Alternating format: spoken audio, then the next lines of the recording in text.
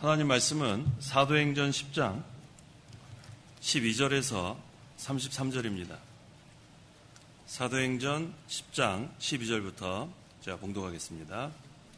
그 안에는 온갖 네 발 달린 짐승들과 땅에 기는 것들과 공중의 새들이 있었다. 그때 그에게 음성이 임하여 베드로야 일어나 잡아서 먹으라 하니 베드로가 말하였다. 주님, 결코 그럴 수 없습니다. 저는 속되고 부정한 것은 아무것도 먹은 적이 없습니다.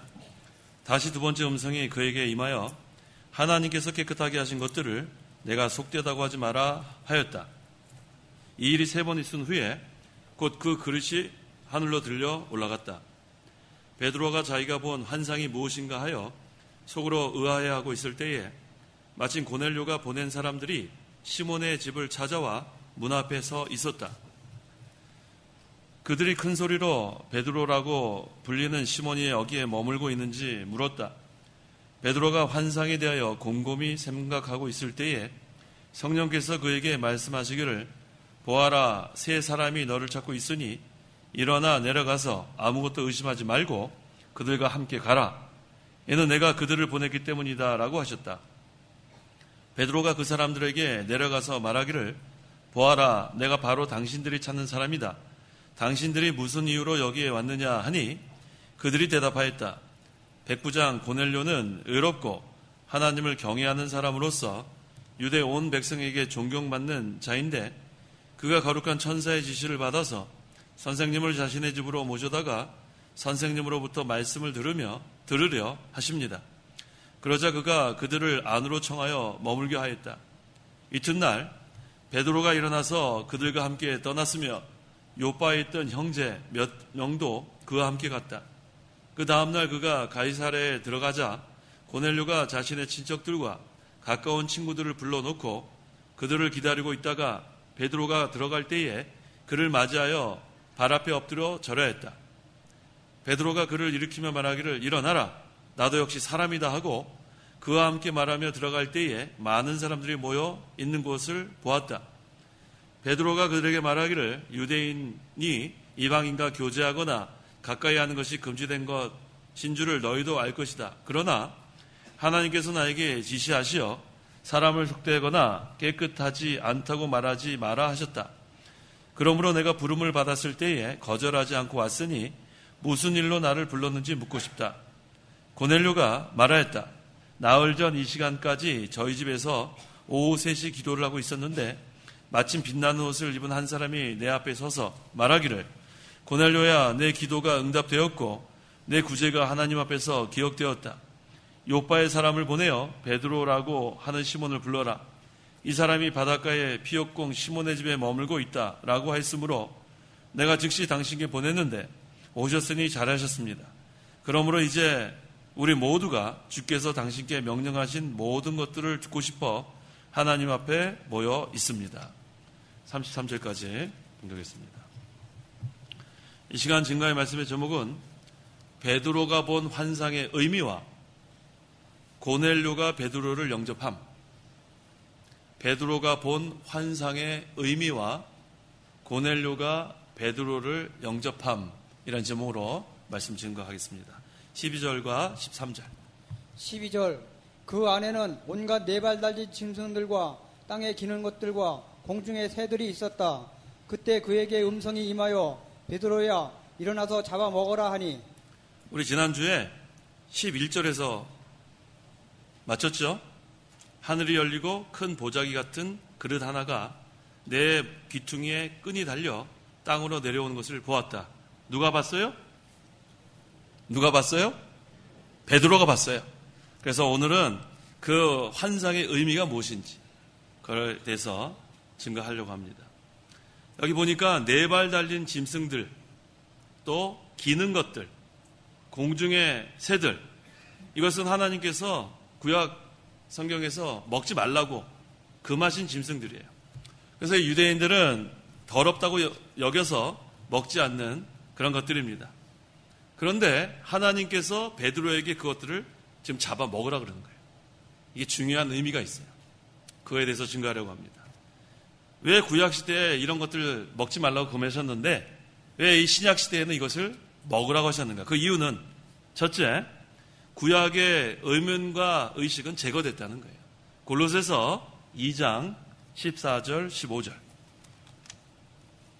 14절 하나님께서는 우리를 거슬러 대적하는 빈 문서를 지워버리시고 또 그것을 십자가에 못 박아 없애버리셨다.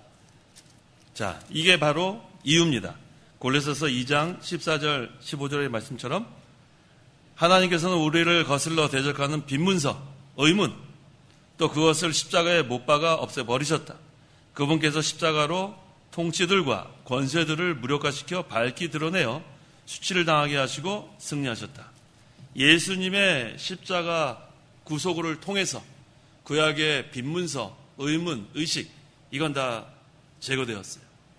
그래서 이 구약 시대에는 세 가지 그런 율법이 종류가 있었습니다.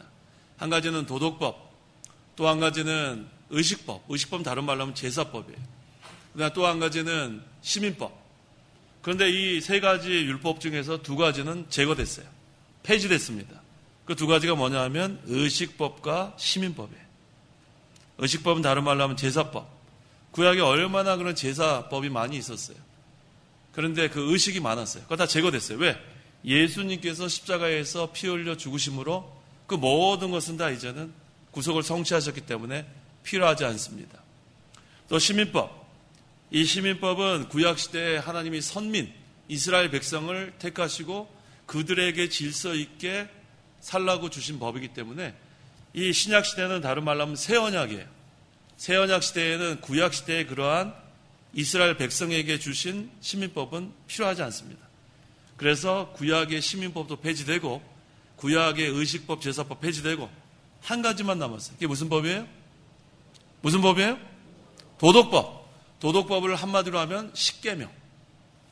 도덕법을 한마디로 하면 십계명이고 십계명을 또 다른 말로 하면 사랑의 계명. 이렇게 우리가 표현할 수 있어요. 왜 십계명이 사랑의 계명이냐면 첫째에서 네 번째까지는 하나님에 대한 계명, 다섯 번째에서 열 번째까지는 사람에 대한 계명이죠. 근데 우리가 하나님을 어떻게 하라고 성경에서 증거하냐면 사랑하라고 하죠. 어떻게 사랑하라고 해요? 마음과 뜻과 목숨과 정성을 다하여 힘을 다하여. 그래서 1계명부터 4계명까지는 하나님을 그렇게 사랑하면서 지키라는 게 10계명의 1계명에서 4계명. 그 다음에 5계명에서 10계명까지는 이웃을 누구처럼? 내 몸처럼 사랑하라.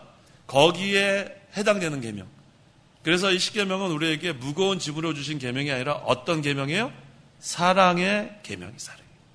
마음과 뜻과 목숨과 뜻, 정성을 다해 하나님 사랑하면 자연스럽게 물고기가 헤엄치듯이 지킬 수 있고 또 이웃을 내 몸처럼 사랑하면 나머지 것도 물고기가 헤엄치듯이 자연스럽게 지킬 수가 있다는 그 법입니다. 자, 이해되시죠? 그래서 10계명은 사랑 하나로 다 해결되는 거예요. 자, 그래서 이 잡아먹으러 한 이유는 첫째는 구약의 의문과 의식 다 제거되었다. 그런 뜻입니다. 두 번째, 이스라엘과 이방에는 차별이 없다는 뜻이에요. 이스라엘과 이방은 차별이 없다. 왜? 구약시대는 선민, 택한 백성, 이스라엘 백성만 하나님의 선민, 선택받은 민족이었는데 구약시대는 새 언약 아래에 있기 때문에 어떻게 돼요? 누구든지가 들어가요. 누구든지 예수님을 믿으면 하나님의 백성이 되는 거예요. 이스라엘이나 이방이나 유대나 헬라인이나 남자나 여자나 부자나 가난한 사람이나 병든 자나 건강한 사람이나 아무 차별이 없어요. 어떻게 하기만 하면 하나님의 백성이 돼요? 예수님을 믿기만 하면. 그래서 잡아먹으라 하는 거, 구약시대는 금에 뜬데 왜 이걸 잡아먹으라 하는가? 첫째는 구약의 의문과 의식은 다 제거됐다. 두 번째는 이스라엘과 이방은 뭐가 없다? 차별이 없다. 그런 뜻이에요. 그래서 이것을 한마디로 얘기하면 예수님의 십자가 보혈로 이전 것은 지나간 거예요. 하지만 아직도 한 가지 법은 남았다고 했죠, 아까. 의식법하고 신민법은 다 폐지되고 한 가지 법은 뭐예요? 도덕법. 10계명은 지금도 우리에게 유효합니다. 그렇게 이해하시면 되겠어요. 14절 베드로가 말하였다. 주님, 결코 그럴 수 없습니다. 저는 속되고 부정한 것은 아무것도 먹은 적이 없습니다. 자, 그러면은 이 베드로가 예 하고 그냥 그래야 될 텐데 뭐라고 했어요? 14절에 주님 뭐예요? 결코 그럴 수 없습니다. 이걸 보면 아직도 베드로가 제대로 못 깨달았어요. 이 제대로 못 깨달은 사람은 이와 같이 하나님 말씀이 증거돼도 순종하지 몰라요. 깨달아야 순종할 수 있는 거예요. 베드로는 지금도 이 구약 그 성경을 알고 있는 사람이기 때문에 잘 깨닫지 못하고 그럴 수 없습니다. 그런데 여기서 끝나지 않았죠? 15절.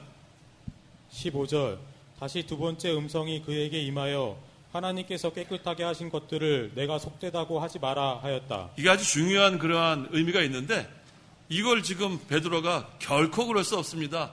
이렇게 하니까 두 번째 음성이 또 들렸어요. 뭐라고 들렸냐면 누가 깨끗하게 했다고요? 하나님께서 깨끗하게 했는데 내가 속되다고 하지 마라. 이게 아주 중요한 거예요. 하나님 말씀이 우선이에요. 하나님 말씀. 아무리 우리가 똑똑하고 아무리 대단한 걸 깨달았다고 해도 일단 이것이 하나님 말씀에 앞서가면 안 돼요. 하나님 말씀이 바로 성경 말씀이죠.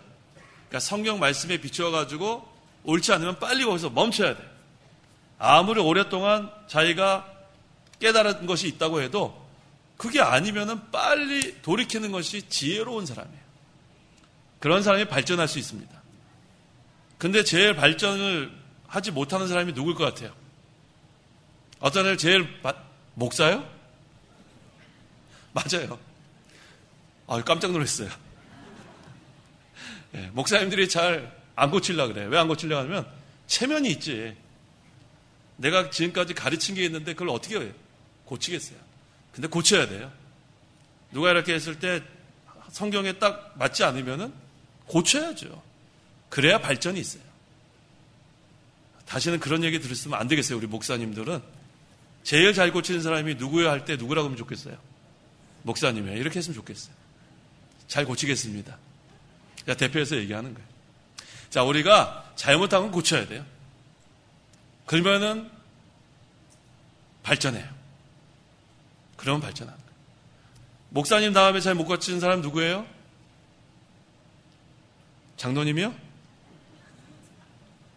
장로님들 잘 고치세요. 장로님도 뭐 이렇게 좀 고치라 그러면은 제가 이 나이에 대해서 이 나이 됐기 때문에 고치는 거예요. 이 나이에 대해서. 내가 지금까지 그렇게 지금까지 살아온 거 고치는 거, 그게 정말 잘 고치는 거예요. 그 다음 못 고치는 사람이 누굴 것 같아요? 집사님이요? 집사님도 잘 고치세요, 집사님들. 지금까지 이렇게 살아왔으면 그냥 그렇게 하지 말고, 우리가 이렇게 지적받았을 땐 고치는 것이 그게 소망이 있는 거예요. 그게 얼마나 좋은지 몰라요. 그래서 우리가 잘 고치는 사람, 그게 참 중요해요. 이 베드로가 잘 고쳤나 보겠습니다. 16절. 16절 이 일이 3번 있은 후에 곧 그 그릇이 하늘로 들려 올라갔다. 네. 그 다음에 어떠한 이 사람이 고쳤는지 안 고친지 나와 있지 않지만 여기 보니까 이런 일이 한 3번 있었다는 것은 13절에서 15절까지 내용이 3번 되풀이 됐다는 거예요. 3번 있은 후에 그랬죠? 네, 3번 되풀이 되고 그 다음에 베드로야 일어나 잡아 먹어라. 베드로는 뭐라 그랬어요? 주님 결코 그럴 수 없습니다. 그랬더니 하나님이 속되지 않다고 그러는데 왜 네가 속되다고 하느냐? 속되다 하지 마라. 이렇게 3번 반복해서 그 다음에 어떻게 됐다고 했어요? 그 그릇이 하늘로 올라갔다고 했어요. 자, 베드로가 얼마나 율법에 이렇게 사로잡혀 있는지 알 수 있죠? 율법의 의식에 사로잡혀 있고 그 다음에 베드로가 고집이 좀 있어요. 고집. 성도 여러분, 고집 있는 사람 좋아요? 고집 있는 사람. 어떤 성이 고집이 있다고 그랬는데? 네? 이걸 들어가서 안 들리세요. 마이크. 안 들려요. 김 목사님 뭐요? 무슨 성이요? 속담에 들은 네, 건데 무슨 성이? 안강채, 안씨, 강씨, 강씨, 채씨. 채씨. 이제 김 목사님 큰일 났어요. 이제. 안씨, 강씨, 최씨한테 어떻게 감당하려고 그렇게 무슨 성이 무슨 고집이 있고 없고가 어디 있어요? 예수 믿으면 다 고집 없어져야 돼. 고집 없어져야 돼. 안씨, 강씨, 최씨, 고집이 어디 있어요? 예수 믿으면 다 우리는 고집 그런 거 없어요. 우리가 말씀으로 다 은혜를 받고 말씀으로 다 우리가 변화되는 것. 그게 이전 것을 지나갔으니 보라 새 것이 되었다. 얼마나 중요한지 모릅니다. 자, 17절에서 20절. 17절 베드로가 자기가 본 환상이 무엇인가 하여 속으로 의아해하고 있을 때에 마침 고넬료가 보낸 사람들이 시몬의 집을 찾아와 문 앞에 서 있었다. 그들이 큰 소리로 베드로라고 불리는 시몬이 여기에 머물고 있는지 물었다. 베드로가 환상에 대하여 곰곰이 생각하고 있을 때에 성령께서 그에게 말씀하시기를 보아라, 세 사람이 너를 찾고 있으니 일어나 내려가서 아무것도 의심하지 말고 그들과 함께 가라. 이는 내가 그들을 보냈기 때문이다 라고 하셨다. 지금 이것이 3번이나 되풀이 됐기 때문에 베드로도 이게 어떤 일인가 곰곰이 생각했겠죠? 여기 보니까 곰곰이 생각하고 있을 때 그때 고넬료가 보낸 사람이 문 밖에 와서 베드로를 찾았다고 했습니다. 그때 성령께서 베드로에게 말씀하시기를 보아라, 세 명의 사람이 너를 찾고 있으니 일어나 내려가서 아무것도 의심하지 말고 그들과 함께 가라. 이는 내가 그들을 보냈기 때문이다. 이게 벌써 하나님께서 베드로를 고넬료 가정에 보내려고 이제 성령께서 베드로의 마음을 이렇게 감동시키는 그런 역사가 일어났습니다. 자, 21절, 22절. 21절 베드로가 그 사람들에게 내려가서 말하기를 보아라, 내가 바로 당신들이 찾는 사람이다. 당신들이 무슨 이유로 여기에 왔느냐 하니 그들이 대답하였다. 백부장 고넬료는 의롭고 하나님을 경외하는 사람으로서 유대 온 백성에게 존경받는 자인데 그가 거룩한 천사의 지시를 받아서 선생님을 자신의 집으로 모셔다가 선생님으로부터 말씀을 들으려 하십니다. 네, 성령께서 이제 역사에서 이제 베드로에게 가라고 했으니까 이제 베드로가 확실하게 이제는 그 성령의 마음을 감동시키니까 움직였어요. 그 다음에 그 베드로에게 찾아온 사람들에게 당신들이 무슨 이유로 여기에 왔습니까? 하고 이렇게 물어봅니다. 그때 그들은 먼저 베드로에게 누구를 소개하냐면 누굴 소개해요? 고넬료를 소개합니다. 이거 참 중요한 거예요. 누구를 보냈을 때에 심부름 역할을 잘해야 돼요. 이게 심부름꾼으로서는 최고의 역할을 하는 거예요. 우린 전부 다 하나님의 심부름꾼이죠. 그럼 어디 가서 하나님을 소개해야 돼요. 자기가 나타나면 안 돼. 자기를 내세우면 안 됩니다. 하나님이 보냈으면 하나님을 나타내고 또 어떤 상사가 부하 직원한테 가서 얘기하라 그러면은 자기가 그것을 마치 자기가 와서 대단히 하는 것처럼 그러면 안 돼. 가르치면 안 돼요. 상사가 보내서 이렇게 합니다. 그러면 상사가 그걸 다 보고 알아요. 다 안다고요. 그 사람이 자기가 가로채고 가서 자기 좀 뭐 온 것처럼 하는지 아니면은 보내서 왔다고 잘 그것을 전달하는지. 근데 보통 사람들은 자기를 나타내려고 하는 것이 일반적이에요. 아, 내가 이렇게 힘써가지고 왔다. 누가 보낸 건 얘기 안 하고. 근데 여기 있는 이 고넬료에 지금 보낸 사람들은 참 잘했어요. 심부름 역할. 뭐라고 했어요? 뭐라고 소개했습니까? 고넬료를. 백부장 고넬료는 의롭고 하나님을 경외하는 사람으로서 유대 온 백성에게 존경받는 자다.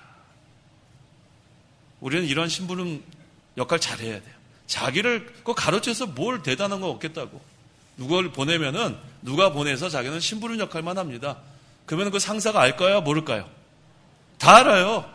가로챘는지 가서 전달 잘했는지. 우리는 하나님의 그러한 사신의 역할을 잘해야 돼. 항상 우리 그 목사님 위에서 기도할 때 사자라고 많이 기도하죠. 하나님의 사자 목사님 이 시간도 말씀 잘 증거해 달라고. 그 사자가 무슨 사자예요? 어흥하는 사자예요? 어떤 분은 아직도 그렇게 알고 계실지 몰라요. 하나님 어흥 잘하게 해달라고 그런 기도 아니에요. 그 사자 무슨 사자예요? 심부름꾼. 솔직히 몰랐던 분 계시죠? 하나님의 사자, 그 기도가 제일 저는 적절한 용어인 것 같아요. 심부름꾼이라는 뜻이에요. 심부름꾼. 하나님의 사자 얼마나 좋아요. 저는 그 기도해 주실 때마다 제일 힘이 나요. 아이고 나는 오늘은 또 심부름꾼하고 심부름 역할만 하고 하나님만 전하고 없어지면 되겠구나. 얼마나 좋아요. 우리는 전부 다 하나님의 사자가 돼야 돼요. 사자가 어떤 뜻이에요? 심부름꾼. 하나님의 사자. 그렇죠? 네, 하나님의 사자가 돼요. 자, 그 다음에 여기 보니까 또한 고넬료가 거룩한 천사의 지시를 받아서 하나님을 자신의 집으로 모셔다가 선생님으로부터 말씀을 들으려 하십니다.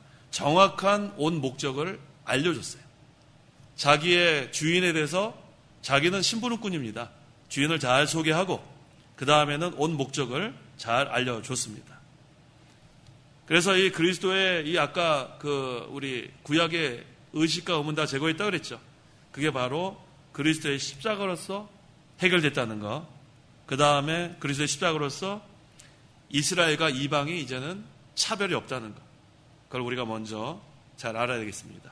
그 다음에 23절. 23절. 그러자 그가 그들을 안으로 청하여 머물게 하였다. 이튿날 베드로가 일어나서 그들과 함께 떠났으며 요바에 있던 형제 몇 명도 그와 함께 갔다. 성령께서 베드로의 마음을 감동시키니까 이제는 하나님의 뜻을 깨달았어요. 베드로가 이제는 이방인들을 더럽게 여기지 않습니다. 그 다음에 친절하게 맞이했죠. 청하에 머물겠다는 거 보니까 아주 친절하게 유숙하게 하고, 근데 보니까 그때가 아마 저녁이었던 것 같아요. 그래서 하룻밤 머물게 하고 그 다음에 같이 떠났어요. 여기 보니까 요바에 있던 형제 몇 명도 그와 함께 갔다라고 했죠. 베드로가 이렇게 여러 사람을 데리고 간 것은 전도하려고. 아무래도 전도할 때는 사람이 좀 여러 명이 가는 게 좋아요. 지금 이방 전도하러 가는 거예요. 그래서 우리가 전도하러 갈 때 혼자 가는 것보다는 좀 이렇게 여러 사람, 동역자 같이 가는 게 더 효과가 있습니다. 그래서 지금 여기 요바에 있던 형제 몇 명도 베드로와 함께 이방 전도에 큰 힘이 되려고 따라갔습니다. 24절, 25절. 24절. 그가 다음날 그가 가이사랴에 들어가자 고넬료가 자신의 친척들과 가까운 친구들을 불러놓고 그들을 기다리고 있다가 베드로가 들어갈 때에 그를 맞이하여 발 앞에 엎드려 절하였다. 자, 이제 여기서부터 고넬료가 베드로를 영접한 내용이 증거되고 있습니다. 첫째, 이 고넬료는 갈망하고 있었어요. 갈망하고 있었다. 기다리고 있는데 아주 빨리 만나고 싶어서 아주 간절히 갈망하는 거예요. 거기 11장 13절 14절 읽어보세요. 사도행전 11장 13절 14절. 13절. 그가 우리에게 전하기를 그가 자신의 집에서 천사를 보았는데 그 천사가 서서 말하기를 요바로 사람을 보내어 베드로라 하는 시몬을 청하여라. 그가 너와 내 온 집안이 구원을 받을 말씀을 너에게 알려줄 것이다 라고 하셨다는 것이다. 어떤 말씀이에요? 구원받을 말씀. 그러니까 이 구원받을 말씀을 듣기 위해서 갈망하는 것. 이거 얼마나 좋아요. 성도 여러분, 우리 갈망하는 마음을 가지고 주일날 우리가 예배당에 오는 게 중요해요. 어떤 말씀이냐면 구원받을 만한 말씀인 줄 알고, 구원받은 성도에게는 구원을 이루어나가는 데 필요한 말씀인 줄 알고 늘 말씀을 갈망하는 것. 그 다음에 또 고넬료가 잘한 게 자기만 은혜 받으려는 게 아니에요. 누구누구 있었다고 했어요? 24절에 누구누구 있어요? 자신의 친척들, 또 가까운 친구들. 이 귀한 것은 이렇게 나누는 게 중요한 거예요. 나누는 게. 가족, 친구, 친척. 우리가 전부 다 복음을 다 우리가 믿어서 구원받았는데 나만 구원받은 것으로 끝나면 안 된다는 거예요. 우리 아직 가족 중에 믿지 않는 사람 있어요? 그러면 전도해야죠. 복음을 전해야죠. 친척들을 믿지 않는 사람 있어요? 전해야죠. 친구들 믿지 않는 사람 있어요? 전해야죠. 그러니까 귀한 것을 나만 누리는 게 아니라 이 고넬료처럼 이렇게 불러서, 여기 뭐라고 했어요? 불러놓고 그들을 기다리고 있다. 이게 참 중요합니다. 그 다음에 또 고넬료가 베드로를 어떻게 영접했는가? 그것이 25절에 베드로가 들어갈 때 그를 맞아요. 어떻게 했다 그랬어요? 발 앞에 엎드려 절한 건 잘못했죠? 네, 이건 잘못했어요. 베드로가 중요한 게 아니라 베드로가 가져간 말씀이 중요한 거예요. 그런데 이 고넬료는 너무나 갈망하는 마음, 사모하는 마음이 있으니까 자기가 그렇게 기다리던 베드로가 오니까 그 다음에는 그냥 넙죽 엎드려가지고, 근데 이게 그 엎드린 것은 잘못하지만 거기에는 고넬료가 겸손하다는 걸 우리가 알 수 있어요. 고넬료가 보통 사람 아니죠? 이탈리아 군대의 뭐예요? 백부장이에요. 백부장이면은 진 목사님, 백부장이면 어느 정도 위치가 되나요? 중대장 정도 된다고요. 중대장. 그러니까 중대장이 지금 엎드린 거예요. 거기 또 사람들도 많이 있었어요. 친척들도 있고 그 다음에 또 친구들도 있고. 근데 너무 사모하니까 이와 같이 겸손한 모습을 보여요. 그래서 이 고넬료가 아까 그 보낸 사람들이 뭐라 그랬어요? 의롭고 하나님을 경외하고 유대 온 백성에게 존경받는 자라고 했죠. 이걸 한마디로 하면 겸손한 자예요. 겸손한 자. 겸손한 사람이 되십시오. 어떤 사람이 돼야 돼요? 겸손한 사람. 교만하면 사람들 다 좋아하지 않아요. 겸손한 사람은 좋아요. 항상 남을 나보다 낮게 여기고 섬기는 자가 되고 그러면 사람들이 다 좋아합니다. 자, 그 다음에 몇 절입니까? 26절. 26절 베드로가 그를 일으키며 말하기를 일어나라 나도 역시 사람이다 하고. 참 베드로가 이거 참 잘한 거예요. 베드로가 넙죽 엎드려 절하니까 그래 내가 왔다 그랬어요? 안 그랬죠? 뭐라 그랬어요? 일어나라 나도 사람이다. 하나님의 영광을 가로채지 않았어요. 베드로가 여기서 가로챘으면 큰일 나겠죠? 근데 베드로는 대접을 받지 않으려는 그런 정신이 있었어요. 사도 바울도 그렇고. 이게 얼마나 중요해요. 교육자는 항상 그런 사람이 돼. 대접을 받지 않으려고 애를 쓰는 거예요. 잘하는 거예요. 이게 잘못해서는 고넬료가 베드로를 신격화할 뻔했어요. 고넬료 입장에서는 잘 대접하려고 했지만 잘못하다가는 신격화하게 되면 그 다음에는 오늘날의 그건 교주같이 될 수 있습니다. 교주가 왜 교주가 되는지 아세요? 이단의 교주? 왜 교주가 되는지 아세요? 사람들이 신격화해서 교주가 되는 거예요. 거기 만약에 가고 저건 웬 영감님이 하는구나 이렇게 생각하면은 그 영감님이 교주가 안 되는데 마치 그냥 신처럼 막 운동장에서 막 그냥 하얀 말을 타고 머리에 왕관을 쓰고 옆에 어떤 아줌마랑 같이 이렇게 걸어가고 막 멀리 흔들고 카드 섹션을 하고 신격화하는 거예요. 신격화. 그러면 거기서 와 그러면 다 망합니다. 이단이 그래서 망하는 거예요. 근데 베드로는 뭐라 그랬어요? 일어나라. 나도 역시 사람이다. 솔직해야 돼. 솔직해. 그래서 우리가 신앙생활 할 때 사람을 보고 신앙생활 하면 다 시험에 들어요. 사람을 보고 신앙생활. 하나님만 신이세요. 사람을 신격화하면 안 돼요. 사람 신격화하다가 잘못된 경우가 참 많아요. 부산에 있는 어떤 교회는 그 목사님이 상당히 훌륭한 목사님인데 그 목사님 돌아가신 다음에 또 훌륭한 목사님이 거기 담임 목사님을 오셨는데 그 돌아가신 목사님 너무너무 그리워하니까 지금도 본당에서는 수천 명이 설교 듣고 있고 또 몇백 명은 그 밑에 교육관에서 비디오 틀어놓고 돌아가신 목사님 설교 듣고 있는 교회가 있대요. 잘하는 거예요? 잘하는 거예요? 그렇게 하면 안 되죠. 개인적으로는 들을 수 있어요. 개인적으로. 전 그렇게 생각해요. 개인적으로는 그 말씀 계속 들으면서 되새김질 할 수 있는데 예배 시간에 따로 모여가지고 한 사람은 본당에서 예배하고 그 밑에서 또 옛날 돌아가신 목사님 비디오 틀어놓고 우리 이 목사님은 그래서 이렇게 화상, 이런 비디오 이런 거 하나도 안 남기셨어요. 그래서 우리 목사님 뭐 유튜브나 다른 매체를 통해서 저도 목사님 설교 듣곤 해요. 그건 괜찮아요. 개인적으로 듣는 거. 그런데 이렇게 공개적으로 예배 시간에 따로 모여서 그렇게 하는 거. 그건 옳은 방법이 아니겠죠? 네. 그래서 우리가 항상 사람을 신격하면 안 돼요. 사람을. 하나님을 우리가 섬기는 거지 사람을 섬기는 게 아닙니다. 그래서 우리는 하나님께서 주시는 은혜를 하나님께 주시는 위로와 평강을 다 받아 누리는 그런 생활을 해나가야지 돼요. 그래서 지금도 우리는 이렇게 화상, 여기다, 우리 기계도 다 있어요. 얼마든지 만들어 놓고 요새는 조그만 교회도 전부 다 목사님들 설교하는 거 이렇게 얼굴 나오게 이렇게 하는데 우리는 그렇게 만들지 않아요. 이 목사님 때부터 한 번도 그런 거 만든 적이 없어요. 앞으로도 계속 만들지 않을 거고. 그냥 말씀을 들으면 되지 그걸 만들어 가지고. 네. 사람을 보고 신앙생활 하는 게 아니고 우리는 하나님 말씀을 통해서 은혜를 받는 그런 신앙생활이 성경적입니다. 27절. 27절 그와 함께 말하며 들어갈 때에 많은 사람들이 모여 있는 것을 보았다. 상당히 많은 사람들이 모였나 봐요. 구원받을 말씀을 사모하는 마음으로 이렇게 모여들었습니다. 28절. 28절 베드로가 그들에게 말하기를 유대인이 이방인과 교제하거나 가까이 하는 것이 금지된 것인 줄을 너희도 알 것이다.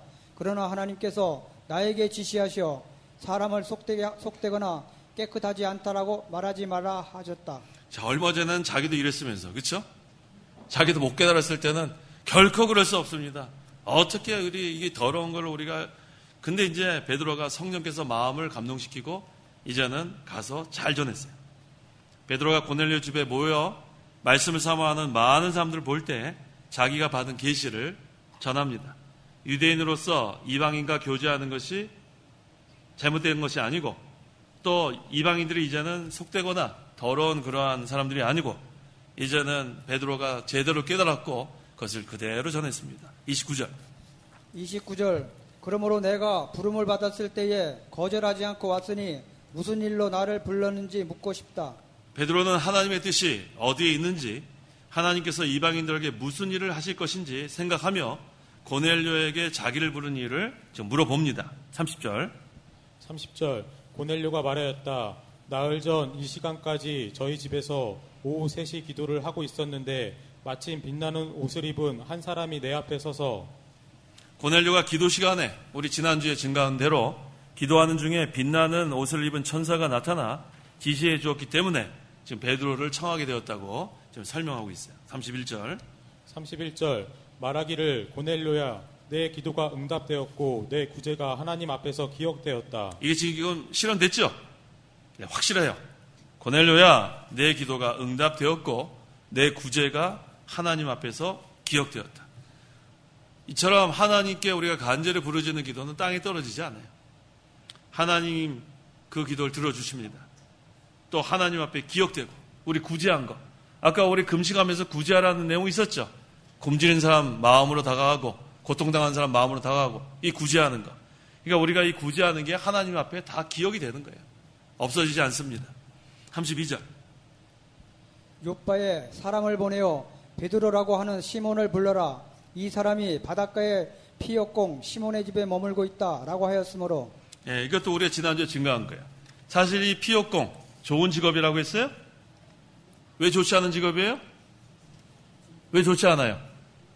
가죽을 만들려면 짐승을 죽여야 되고, 그래서 이 유대인들이 저거 부정하다 그렇게 멀리하던 사람인데 오히려 베드로는 그 사람 집에 머물러고 있었다고 했죠. 33절 내가 즉시 당신께 보내었는데 오셨으니 잘하셨습니다. 그러므로 이제 우리 모두가 주께서 당신께 명령하신 모든 것을 듣고 싶어 하나님 앞에 모여 있습니다. 자, 고넬료가 하나님의 계시하신 대로 이제 베드로를 청해서 이제는 와서 이제 베드로가 왔을 때 베드로한테 뭐라 그러냐면 오셨으니 잘하셨습니다. 기쁨으로 영접합니다. 이제 이제 고넬료는 베드로를 하나님의 사람으로 영접하는 거예요. 저희가 이렇게 그 신방하다 보면요, 어떤 이런 가정에 가면 몸둘 바를 모르겠어요. 목사님들도 그런 거 겪으셨죠, 우리 목사님들. 너무너무 막 반가우셔서. 지금 날씨가 춥잖아요. 추운데 막 신발도 제대로 안 신고 막 뛰어나오시는 분이 계시기도 하고, 그렇게 하라는 거 아닙니다. 앞으로 그렇게 하라는 거 아니에요. 오해하지 마세요. 그런 분이 계시다는 거예요. 그런 분이 계시다. 근데 어떤 분은 날씨가 영하 15도인데 외투도 안 입고 그 주차장 그 밑에까지 감기 걸린다는데 제대로 안 입고 막 그런 경우를 볼 때가 있어요. 그러니까 왜 그런가 생각해 보면 너무 좋은 거예요. 얼마나 저렇게 반가우면은 그렇게 하실까, 그런 생각을 할 때가 있어요. 아마 이 고넬료가 그런 심정이 아닐까 싶어요. 이제 어떻게 보면 지금 베드로가 신방한 거 아니에요?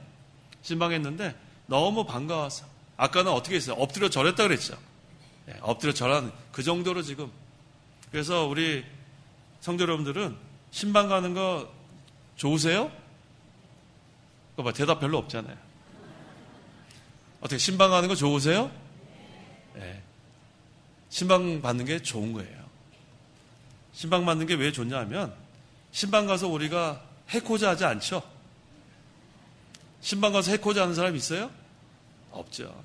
거기 가면 같이 예배하고 그 다음에 같이 얘기 또 나눠보면 사실 신방하면서 몰랐던 거 많이 알아요. 정말로 그래요. 뭐 여러 가지 우리가 알고 있는데 신방 가서 확인하는 경우가 참으로 많아요. 근데 이제 보통 이제 신방 갈 때 이제 부담 가지신 게 뭐냐면 음식 이렇게 차리고 뭐 이렇게 대접하는 것 때문인데, 그런 것 때문에 신방 부담 가질 필요 없어요. 하나도 안 찾아도 돼요. 하나도 안 찾아도 돼요. 거기 우리가 뭐 굶고 가지 않습니다. 성도 모여하지 마세요. 우리 저기 신방 오신 분들은 지금 굶어서 우리가 먹여야 된다. 그런 생각하지 마세요. 제가 한번 우스운 얘기 하나 해드릴까요? 그런 생각을 하시는 그 집이 두 집이 있었어요.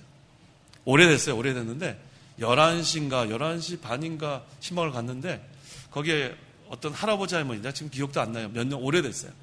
근데 우리한테 물어보지도 않고 짜장면 곱빼기를 시켜놨어요.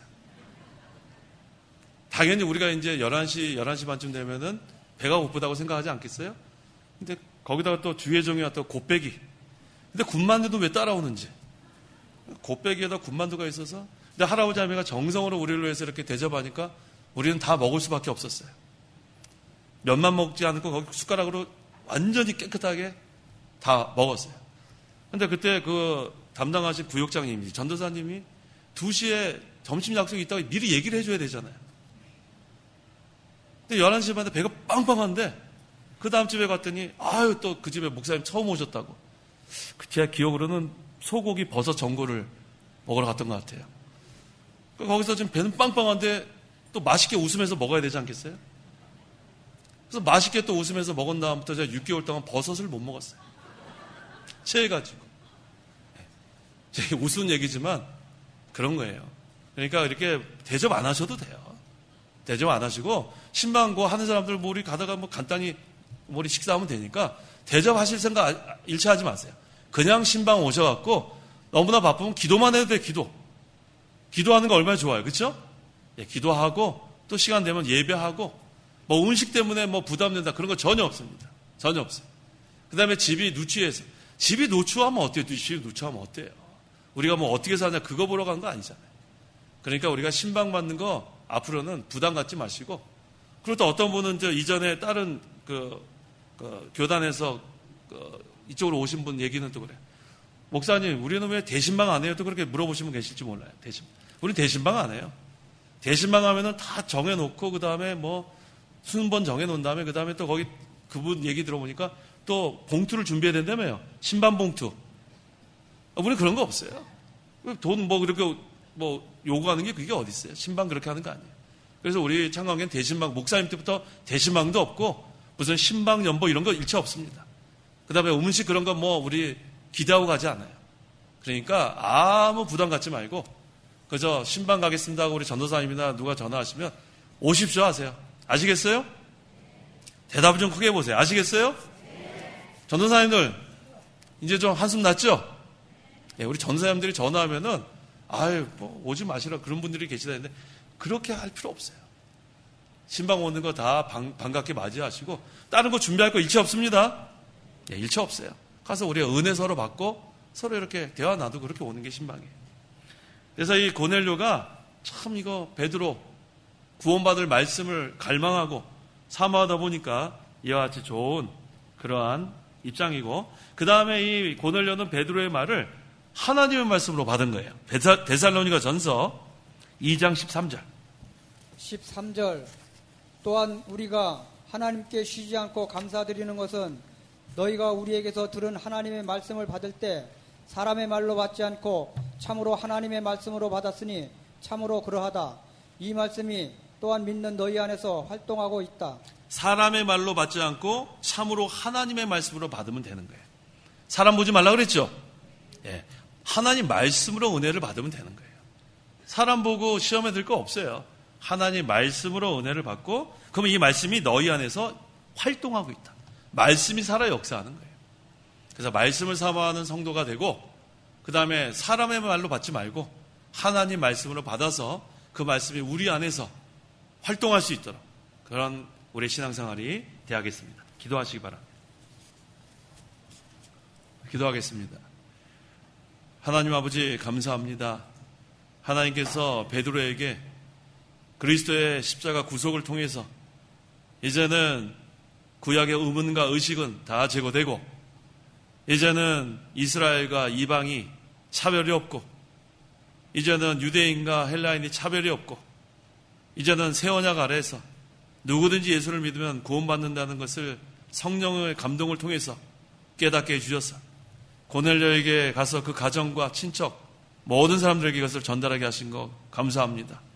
우리도 이방인이었지만 하나님의 은혜로 예수님을 믿어 구원받게 하신 거 감사합니다. 고넬료가 백부장이었지만 항상 겸손하고 하나님 경외하는 가운데 하나님의 종을 잘 영접하고 또 사람의 말로 받지 않고 하나님의 말씀으로 받았을 때 큰 은혜가 임한 것처럼 우리 창관교회 모든 성도들도 서로 사람을 보고 시험받지 않게 하시고 하나님 말씀으로 은혜 받게 하시고 서로 신방하게 하시고 그래서 사랑의 교제가 이루어질 수 있도록 하나님 역사하여 주옵소서. 예수님의 이름으로 기도하옵나이다. 아멘.